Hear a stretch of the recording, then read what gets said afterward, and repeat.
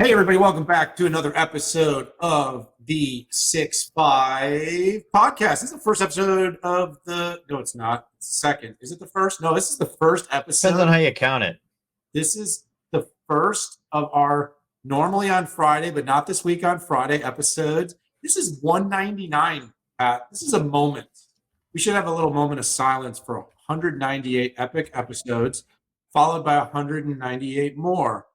We take one down, we pass it around. Anyway, That's so good. so good to be back, buddy.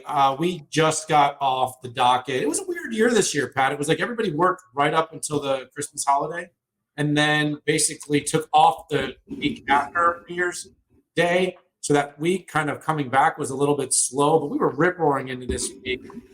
CES had us moving full tilt. Pat, we did our first ever 6-5 live, 4 hours, like 25 segments all over CES, 15, 16 vendors. We had startups.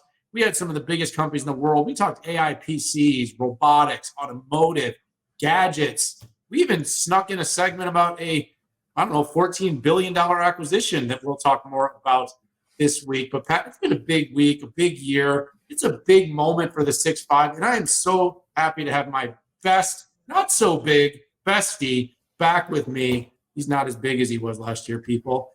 Back in the seat, Patrick Moorhead. How you doing? Doing great. I mean, this is my favorite time on Friday, but it's also my favorite time on Thursday. And Dan, for the first time in 13 years, I took time off for the holidays. I worked just a little bit, but not a lot. And I'm just so happy to be back in the seat here, back in the office. For some strange reason, and I shared this with you, my stress levels are lower at work than they were over the holidays. And I need to think about that and figure that one out. But I'm glad to be back. I mean, 2023 was a rocking year, and 2024 just looks even better. I mean, amount of changes in the industry, the winners and losers in the pecking order are going to shift likely. But as I think you said so eloquently on our last podcast that we recorded today, earlier, was that this is the year of AI implementation, right? Versus it being the year of the GPU, and I think that's just spot on. And I think that's going to continue throughout 2024. And by the way, if you wanted to look at what Daniel and I called for what 2024 is going to be, go check out previous episodes. Yeah. We talk about what to expect for 2024. Yeah, episode 198, I think, was a predictions post. And then about 31% of my tweets thereafter were something like that, same thing. Of course, you and I did our runarounds, did our show, did TV, did contributions in people's articles. It's going to be a big year, everybody. So let's get through the cliff notes of the what's that, Pat? The disclaimers. Sure. This show is for information and entertainment purposes only. While we will be talking about publicly traded companies, please do not take anything we say as investment advice. Pat, would you please stop making stock picks, buy ratings, and setting price targets? Good gosh. I definitely do not do that because I am not certified or authorized to do that by the SEC. But I hear some analysts do. I don't know. Well, some analysts should, and others are them. So we got a great show today, though. We're going to talk about CES. We're going to say our ruminations and all the things that we saw. What did we like? What did we didn't? What was hot? What was not? What happened at the show? What didn't happen at the show, but that was relevant to the CES space? We're going to talk memory. We're going to talk about some big updates from ARM. We spent some time with both their former and current CEO, actually, at the event. HPE went ahead and bought Juniper. That was big news. Mobileye is on a reset after a bit of a crazy earnings ride. And we're going to finish off talking about something nobody else is talking about on the show. We're going to talk about generative Gen AI, as most of you like to call it. So here we go, Pat. Here we are. Let's rock. Let's roll. Call in your number first. CES, what caught your attention? Yeah, so folks, this is going to be kind of a ruminations. We're going to give you exactly, what did we see? So I think the biggest thing that I saw was this increase in interest for PCs like I haven't seen in probably 5 or 6 years. And, I want to separate that from the reality when the business was just hitting big time about 3 years ago during the shutdowns. But this is about something brand new, and it's about the AI PC. And Intel Intel and AMD, and for a little bit, NVIDIA gave effort at CES on this topic. Not a whole lot of stuff from Qualcomm because they had their event in Maui where they came out with a lot of the content, but that was the biggest source of industry discussion for me. I mean, it's funny after the day, you walk by a bar in the Palazzo and you see people from Intel, AMD, Qualcomm, Lenovo, maybe some HP and Microsoft folks in there, maybe some Dell folks, but all in there. The talk was all about AI PC. I did a panel, Intel, and I had the presidents of Dell, Lenovo, and HP on there to discuss this. But macro, it was good to see the industry coming together to be able to invest in this. And the way to look at the AI PC don't just start off from what you see now. Okay, now is the start, right? You have Core Ultra. Even AMD had a release and has systems on the shelf that has a lot of AI capabilities. This is the beginning and not the end. I can relatively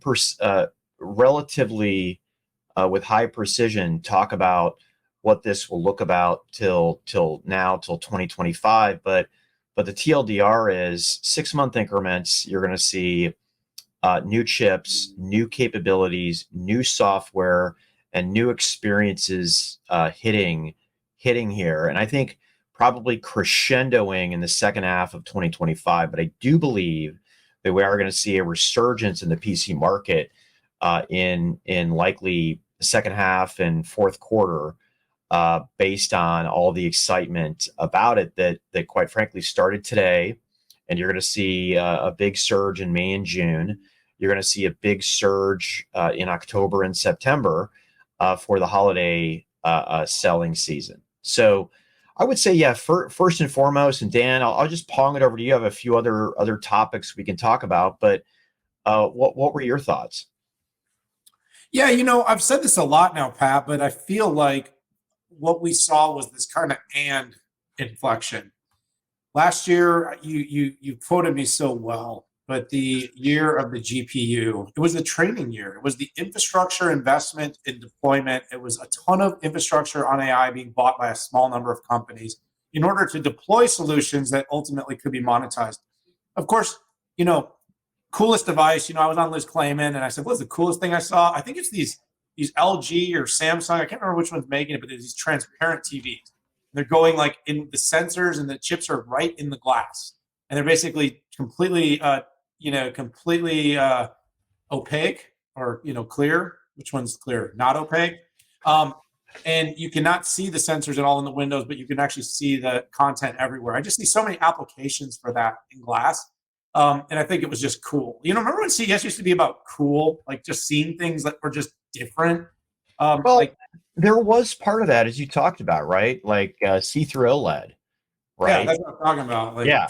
No, I know that exactly what you were talking about. And even the Lenovo, I don't know if you saw that, they've got a detachable where it turns into you take the display off the PC and it converts from a Windows PC to a Chrome tablet or sorry, an Android tablet. Just stuff like that that's visually appealing. Yeah, absolutely. So beyond that, I think, Pat, you and I came into this knowing what was going to be pretty hot in our space. So there were some really cool sort of like latency-free, personal assistant type devices powered by generative AI. And that stuff's really cool. I mean, like when you have a assistant, some of them roll around with you. Some of them are more like theoretical in your pocket. They could be everything from your personal trainer, a dietitian, nutritionist. It could be, someone with dealing with, Intel showed a cool demonstration for people that are deaf and are hearing impaired to be able to get more communication through generative AI. And that stuff's really great. And of course, there's going to be this debate about cloud or prem. What's going to happen in the cloud? What's going to happen on prem? And when I say on prem, in this case, it's on the device, right? Because we're hearing a ton about this AI PC. In fact, we knew AI PC was going to be a super hot topic. I'm going to put a little stress back on the OEMs and say, look, I have no doubt, and I agree with Pat, with your notion on stage. You did the Intel event. You had all the chiefs of the biggest OEMs in the world. Did a great job. You would have made Mr. Rogers proud with that presentation. But the communication of where value is going to be derived in this AI PC still has some work to do. That's why it's the beginning, not the end. It's the beginning, Sure. And it's the beginning because there are those that really do think that with the right silicon design, a lot can be done in the cloud with low latency. And of course, with these kind of robot tools, nobody wants to wait. So if you can do zero latency or near zero latency, and I call it near zero, is when you don't see latency. Yeah. So when you don't feel latency, in my opinion, there's no latency. It's kind of like how high resolution can a monitor be before your eyes can no longer appreciate the higher resolution. There's a little bit of that going on. But I do think the push to new experiences, new designs, new software, new applications that are going to be powered by not only an NPU, but just the whole chiplet and multi-semiconductor designs that incorporate, camera technologies and vision technologies and, GPU and rendering, et cetera. So there's a ton of that going on, Pat. And of course, I'll just make a really quick pass. Automotive is always cool, but I think it was just more software-defined vehicles, more sort of stacking of, moving from more black box to custom building blocks. But that's what we've seen Qualcomm doing. Intel's getting their hat back in the ring. NVIDIA's, I think, been half paying attention to automotive. They kind of slowed their attention to it when the GPU took off. They didn't really. The automotive people would be offended by that, but it felt that way. So anyways, I digress. Big topic. We could ramble on for quite a long time. Listen, Dan, we don't have to. We're not rushing this one because I've got a couple more topics I wanted to hit. Right, let me kick it back to you because I kind of just gave you the whole rundown and maybe see if you spark any more memories, things that come. Yeah. So CES became the Detroit Auto Show about a decade ago. Kind of coincidental when NVIDIA started talking about what it could do inside the car. Actually, it was 12 years ago. And I remember it really well. And everybody's like, well, what is this, the auto show? Well, this year was again about the auto show, an entire building dedicated to automotive, funny, tractors, right? We saw John Deere was back again. And what it did there, and a couple big statements there. So Intel is back in automotive after spinning out, doing a soft spin of Mobileye, which we're going to talk about later. And essentially what they did is they committed to compute, right?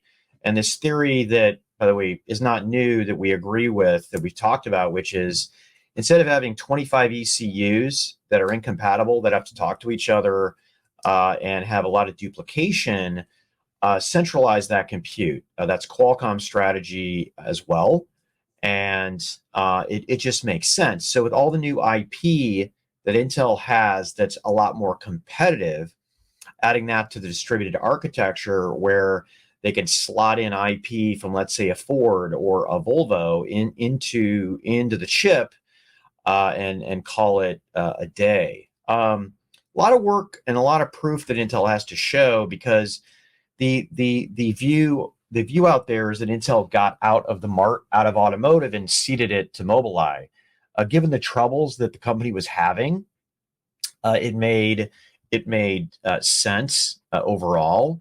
The funny part is that Intel actually kept building and selling products to automotive companies, but just really didn't talk about it a lot, right? They ceded that conversation to Mobileye. If you want more information on what Intel's doing, we published a white paper. You can find it in the show notes. For Qualcomm, right, it was a reaffirmation that, we are becoming the dominant player in this market. And while there wasn't a lot of huge news, it was more about the momentum. And interestingly enough, I put out something on X. It gets 23,000 people to look at it. So 350 Qualcomm vehicles on the road, in it for 20 years, right? It's over 75 models out there, and for them it was really a time to say, hey, we are we're big and we're bad. We don't have huge news to break, but don't forget how big and bad we are. All right. Are you done on CES, or you want to hit a little bit more? Maybe just one more, maybe just a final note on this is about kind of XR. So even though Apple says that CES is insignificant, they always drop some of their biggest news. And one of the bigger news stories during that was that Apple Vision Pro will be available on February 2nd. It was literally the only thing that you could see and heard of on a Monday. In addition to that, Qualcomm brought out its new 4K per eye XR2 platform. This is a big deal, folks. 4K per eye is when it gets real, the experience. You can do that at the right power budget. It gets quite compelling. We'll talk about Rabbit next time, if we even have to. Yeah, so I did think it was interesting. I did have a bit of a thematic VR is back, XR is back. And look, I said Apple is not always as innovative as people give credit for. It actually isn't. People always say they're so innovative. They were pretty late with XR, but I think what they do successfully accomplish that so many other companies don't is they make markets. And so we're 10 years late with smartphones. You're right. Right. But when they have their smartphone, it was kind of they timed the inflection point. And so if they're right, as they've historically been, they're timing the inflection of where we go from very small niche sort of early adopter use cases, fringe use cases, to high volume. Their pricing doesn't really enable that, but I think they're also maybe creating this little bit of what I would call buffer zone for the app developers to create enough apps and usable things so that when they do drop a $1,500 headset at some point in the next 2 years, scale can come up with it.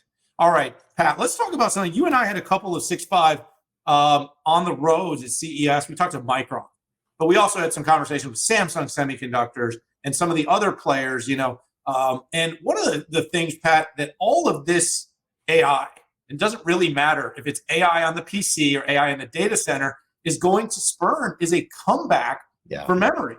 And so, you and I we talk a lot about compute. And I think that's kind of like, in any stack, compute gets a lot of talk, and then network and storage are kind of like, yeah, we need some of that too. It's like, and so sometimes it doesn't get talked about. But here's the thing, Pat, you and I have said this on the record quite a few times. Nothing happens without memory. And in fact, whether it's accelerated computing, whether it's acceleration on a CPU, in order to do all this inferencing, being able to get the get enough in-memory performance, it's going to be critical.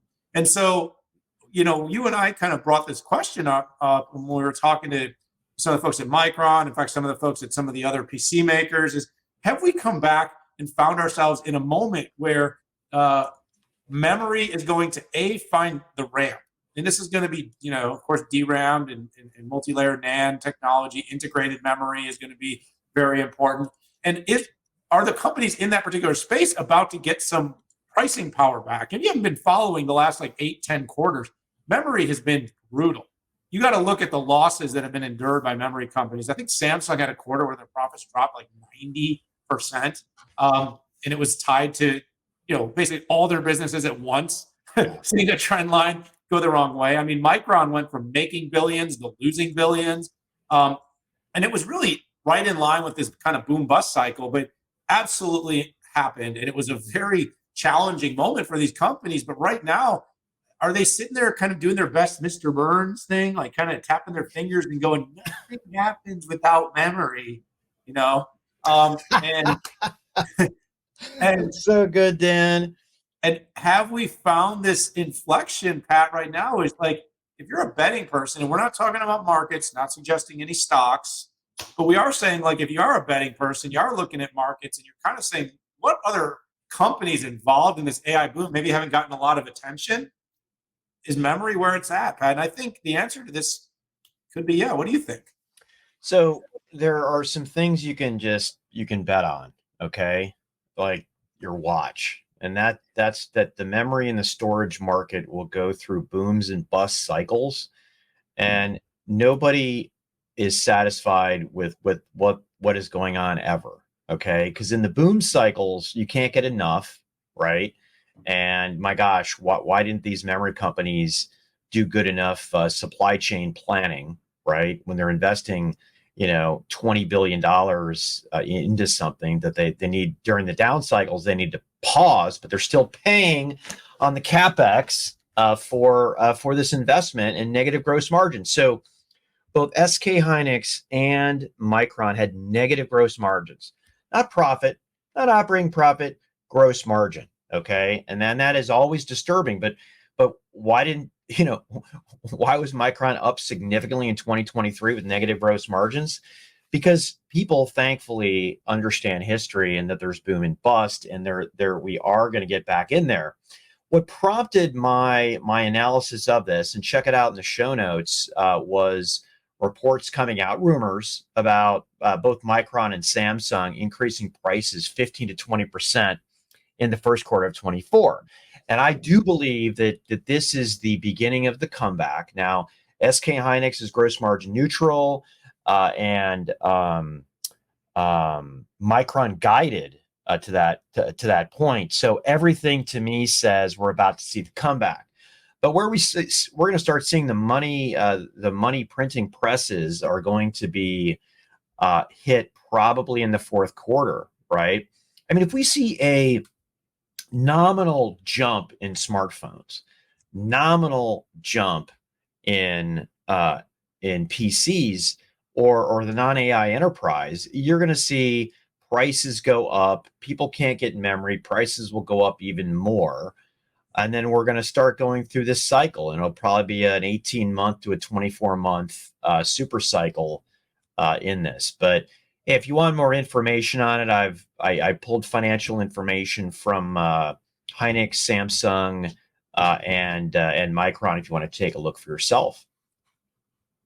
Yeah, follow the brilliance of none other than Patrick H. Moorhead. Is it H? I don't know. We just need to turn on CNBC whenever, and you're going to be on there talking about this stuff. So I got to make up for it somehow, my friend. No, I mean, look, the memory space has players that have been starved. They've absolutely been starved for this period of time. I mean, everything got pre-bought. Supply chains. They literally sold through everything they had. The panic that was created by that supply chain shortage created this lust for every bit of silicon and memory that would be available, as if the boom would never end, as if the music would never stop. And then basically what happened is one day it stopped. And I mean, then it was people are paying 25% what they were paying 2 years ago for the same density of memory. I mean, unbelievable. So the moral of the story, by the way, people are paying like 50% on the same on cars, 50% of the price that they were paying. I mean, people are buying trucks for like twice retail.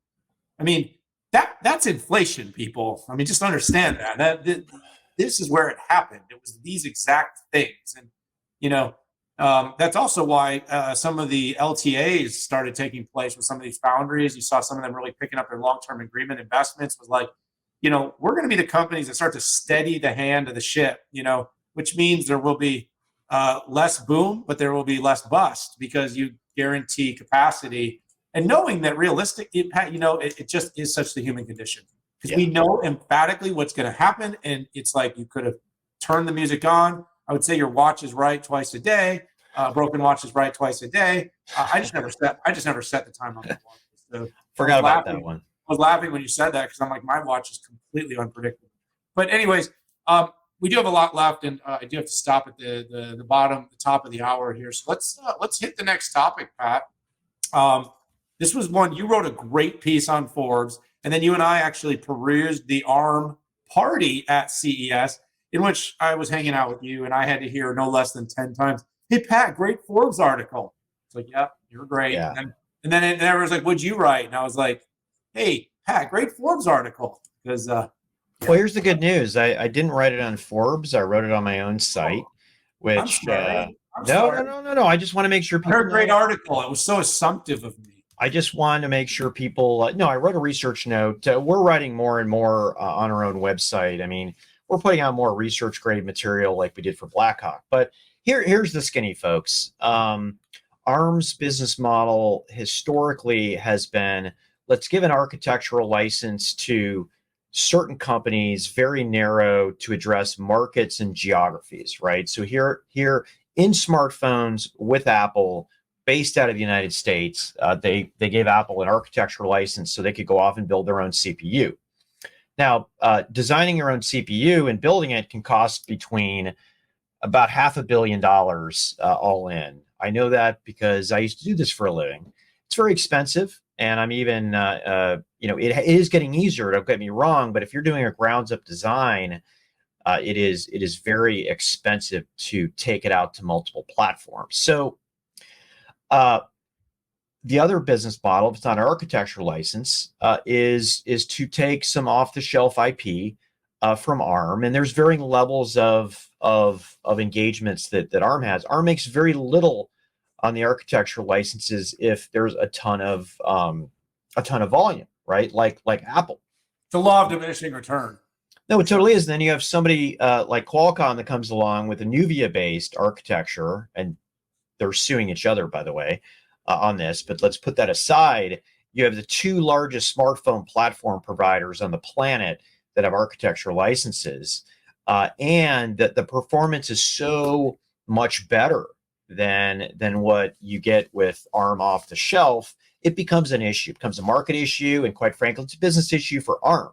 So the big announcement was that ARM's Blackhawk CPU is designed to be the best smartphone CPU core this year.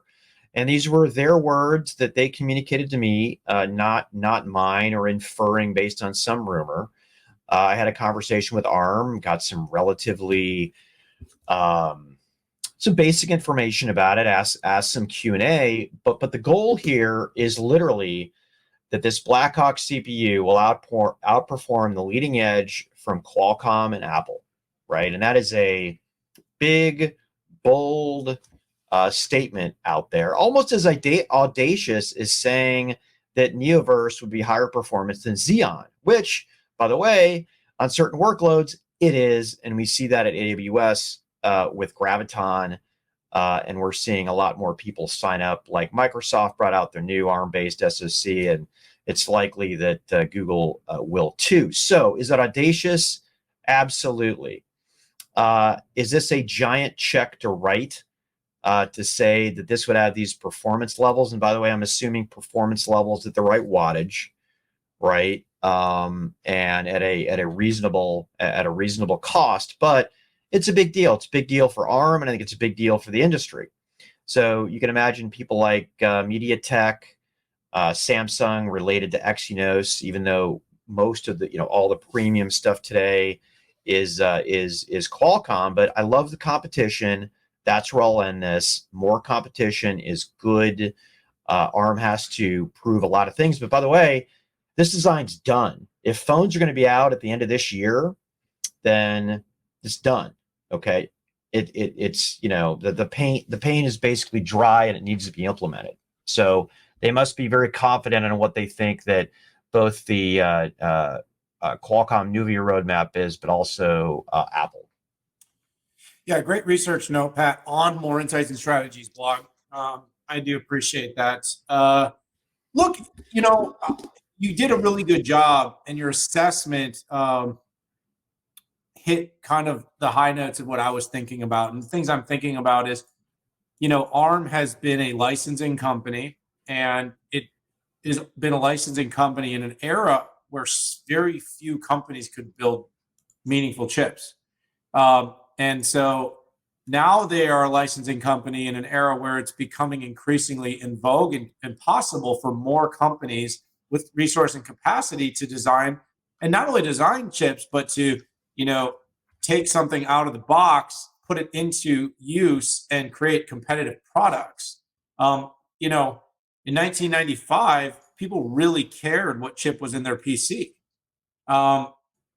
I don't know that that's as true anymore. And, that's not really just my interpretation. This is from talking to the leaders of the OEMs, about silicon diversity and hearing what they are saying about, well, is it good to have 3, 4, 5, 6 variants of silicon? And of course, you and I will always say it's great for competition. Yeah. It's good for competition, but is it good for the consumer? And I don't know that the consumer knows. Someone said to me, Pat, that Apple could take a dump in a box and sell 10 million units. And that doesn't exactly correlate to ARM, but my point is that if the right company is selling the product, people will buy it. And so, ARM is seeing an increasing financial gain, and especially now as a publicly traded company, has to figure out a way to grow its revenue, and that's a per device growth of revenue in the areas in which they compete. We know that the work they've done in data center has been successful, profitable, but it's still very small for ARM. Mm-hmm. It will grow, but the way they've been able to support and enable a whole new group of entrants into the market, they've been able to do very well from that. The more they can create a high value licensing, IP licensing agreement where people will take and do minimal modification, and in the case of their lowest level licensing, there's no modification. Am I right, Pat, about that? About no modification to the ESS? But this is a way you sort of hedge. We know there is an ongoing litigation that's going on with Qualcomm and ARM. I'm sure this has something to do with it.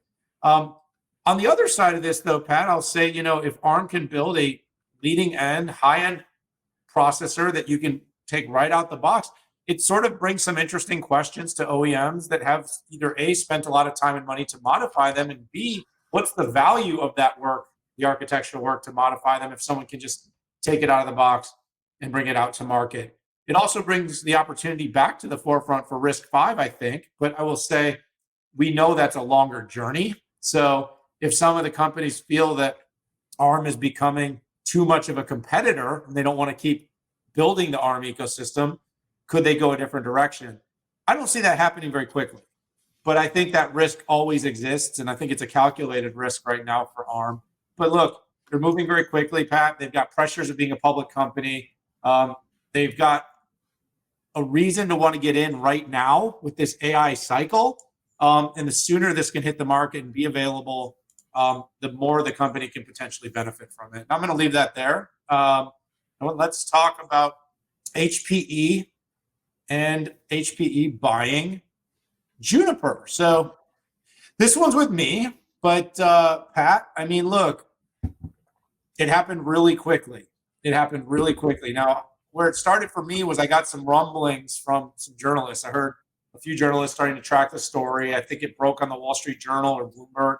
I heard from one of the Wall Street Journal. By the time I had a chance to call back, the deal had been announced.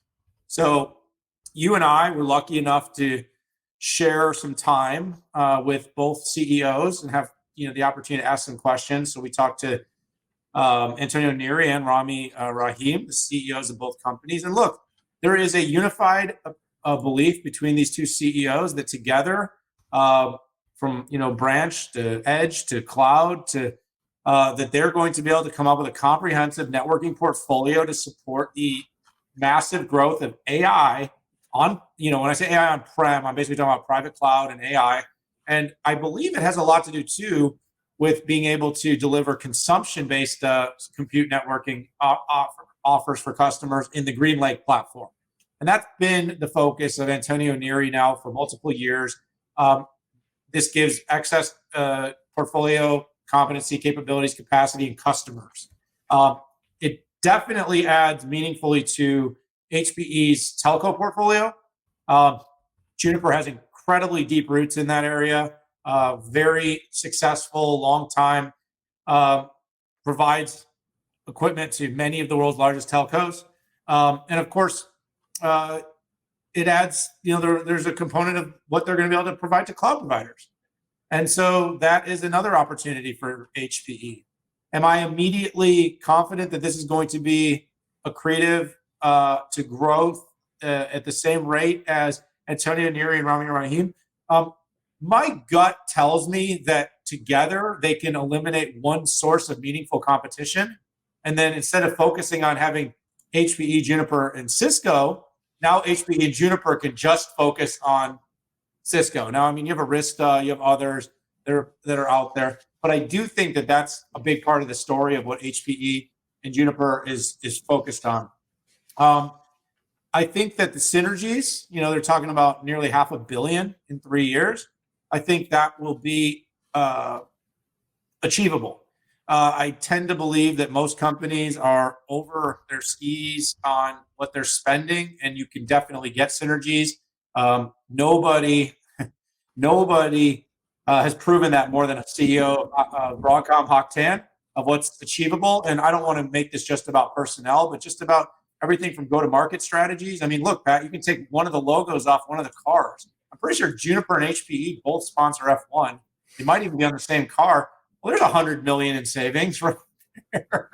But look, I think the engineering capacity and capabilities, I think the opportunity to package it, green lake it, make it consumption-based, and the opportunity right now to build data centers for AI, especially for enterprises that have substantial AI workloads on-prem, is palpable. It's a coming together that has all the markings and makings of success if it can be done correctly. But Pat, as someone who's done a few acquisitions, not nearly at this magnitude, I can tell you the execution oftentimes far outstrips the strategic opportunity. Yeah, so this one's an interesting one in that it's hard to have a definitive hot take, right? There's a lot of caveats here. I mean, financially, right? It makes sense for both companies, right? It's accretive immediately, and Juniper stockholders get something. But that's not how we look at things as industry analysts. We look at them more strategically. What I'm trying to get through is the we're bringing different things, but we have all this overlap. Okay, and I got to tell you, it's been hard to muscle through, because when I look at the AI capabilities with Mist, which, by the way, that is a definitive winner here, and then I look at things like Aruba Central, right? That pull things together. How, if there's duplication, are the regulators going to look at that? Is it that they have such small market share compared to Cisco and it doesn't matter? Or are there different things to be put together? I mean, Juniper was a telco play without Mist. Mist made it a data center play, but that doesn't mean that they're going to go in there and steal the core switch, leaf and spine and everything from Cisco, right? It's very difficult to, unless you're Cisco, to get anything in there but the edge, and this is exactly where HPE has been so strong with Aruba. Not that HPE does do some data center networking, but it's not market share wise a big player. So I need to do a lot more work on this. Will, my VP and principal analyst of networking, cranked out a piece on the website. You can find it in the show notes. But this, I think, is going to take a little bit more research on my side to get it. There are puts and takes. And in the end, Daniel, like you said, it's going to come down to execution and integration to make this work. Absolutely, Pat. Well said. We got about 10 minutes left of the show. Great analysis so far, Mr. Moorhead. I always appreciate you making time for me. Oh, wait. I wish I was more definitive on this one, Dan, but this one has a lot of caveats. I want to say this is it, but it's unclear to me right now. It's a big deal, and big deals come with a lot of complexity. Pat, let's hit Mobileye. They had a really interesting week. It started out the week, or was it the end of last week? And January 4th, last week to the day. Okay. What happened there? Yeah, I mean, so first of all, Intel bought Mobileye, brought it in, and like we said at the top of the show when we were talking about Intel getting back into the automotive market, it was really their automotive play. And then based on, quite frankly, valuations that Intel was getting, the best thing for the shareholders was to do a soft spin. Soft spin, I mean, let's give it its own tracking number. Let's roll it out. But Intel retains the highest percentage of ownership. And what they did is they had a few rocking quarters, and then they came in basically forecasting being down, I think, 50%. And you and I have gone back and forth on this, really good discussions on this. It's like, hey, is this kind of like the PC market where everything built up and then demand went away?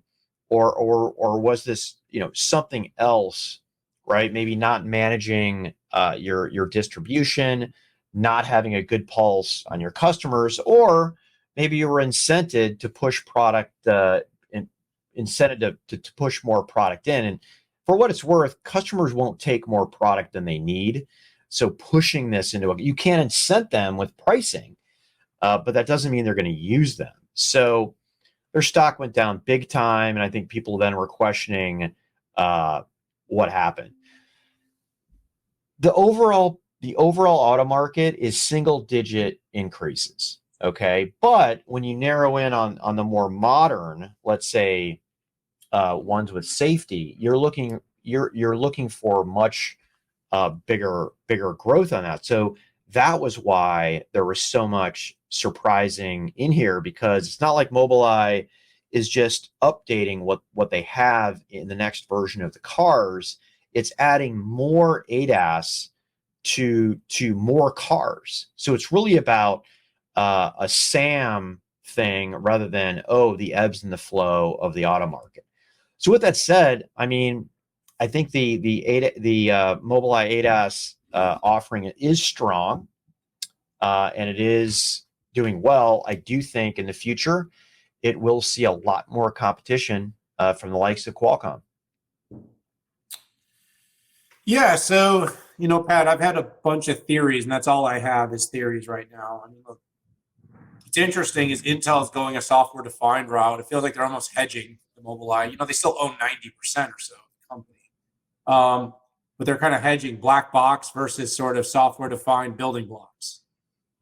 Second thing that's going on was, you're talking about a company that IPO'd several quarters ago.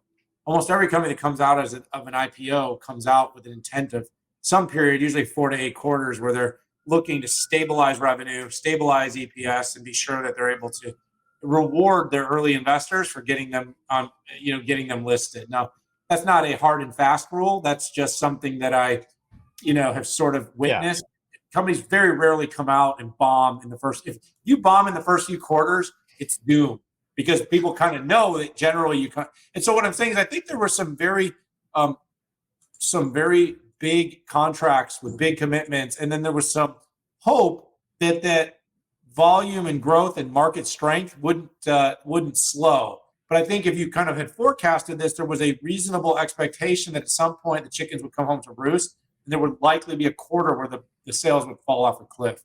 And I've had conversations with some companies in the automotive silicon space, and no one else is indicating such a drastic miss or fall off. So while cars have softened and the market and the demand has shifted, and high interest rates have certainly slowed down some of the purchasing, not to the extent of 25% a quarter or 50% over the course of a year. This was definitely somewhat missed. Pat, you and I think both kind of had an eyebrow go up. How did you miss that? Right? How, people miss how exactly. But when you're, forecasting and you're working on vehicles, remember, vehicles have, at minimum a 3-4 year and more likely 7 or 8 year design cycles. So, there's probably more questions than answers about how this got missed this drastically.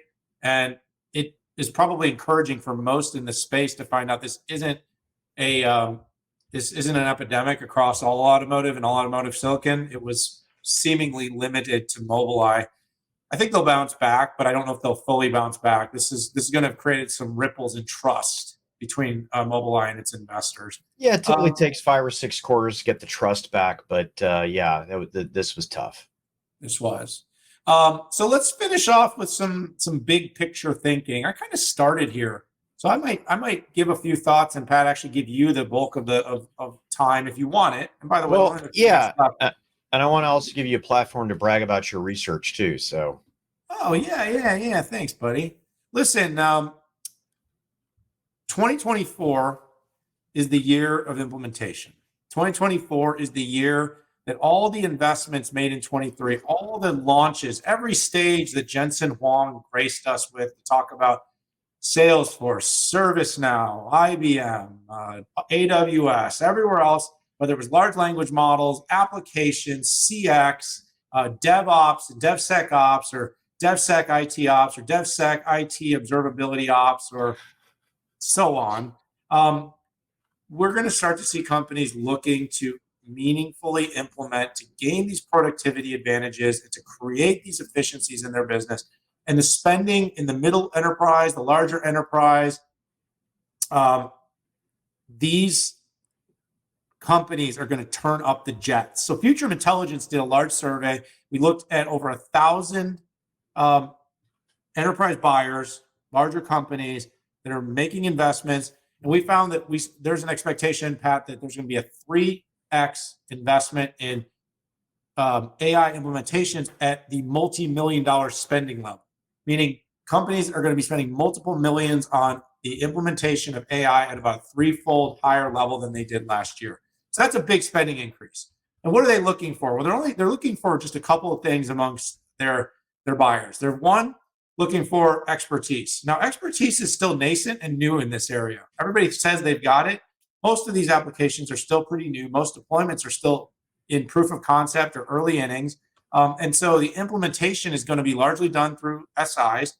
There's been a show through our research that there's a fickleness among enterprises, meaning they're bouncing between different SIs and different vendors because they're looking for not only that expertise, but that speed of implementation.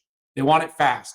And it's also opening the door, I think, to really out of the box. And the early iterations of AI will be heavily out of the box.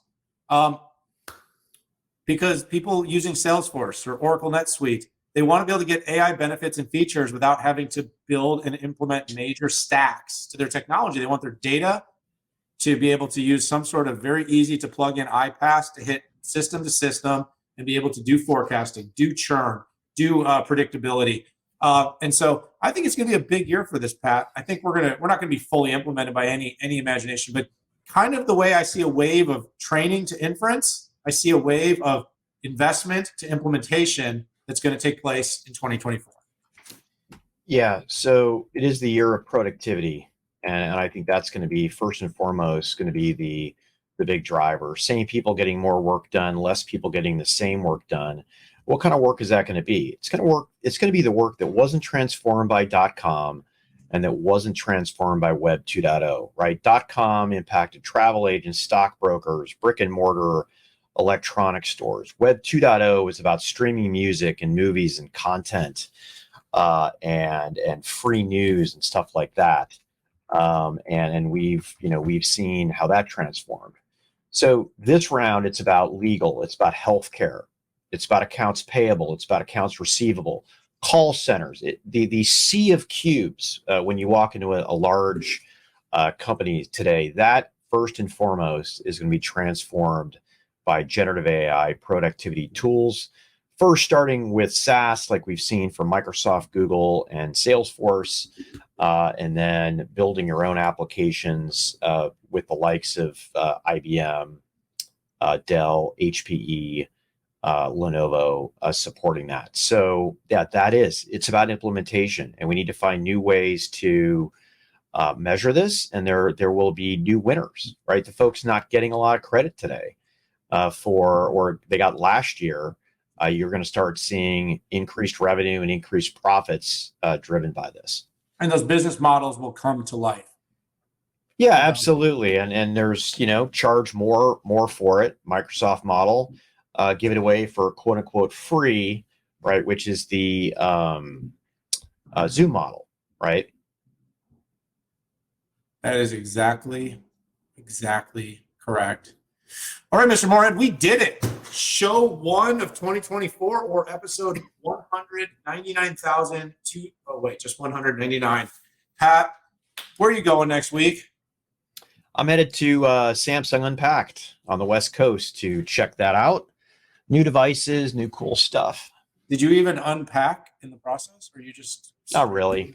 I did have to do my laundry, though. So Did you do your own? sometimes, Good for you. Good for. yeah, I've been doing my own laundry since I was 8 years old. So it's I did my on my own laundry. therapist. A lot I of did therapy later. I did my own laundry once. It's good. All right. Well, I'm off to Switzerland. I'm gonna get a new experience. I have snow boots, snow hat, snow pants, snow gloves, and I still don't have any shirts that I can put a tie on with. But that's just because I got a fat neck. But Well, Dan, don't get that pretty head of yours cold. I want a big, huge fur. Hopefully, it's a fur cap. I hope it is. it's obnoxious. It's as bad as you would suspect. So That's awesome. yeah. So thanks everybody for tuning in. Look, we'll be doing this each and every week, except for the weeks we don't. Hopefully, we'll be back next week if we can make it work from remote. But we will be here most weeks because we care and we want to talk about what's going on in tech with all of you. If you enjoy what you saw, hit that subscribe button. Join us here for all the episodes of the 6-5. But for this one, for Patrick and myself, time to say goodbye. See y'all.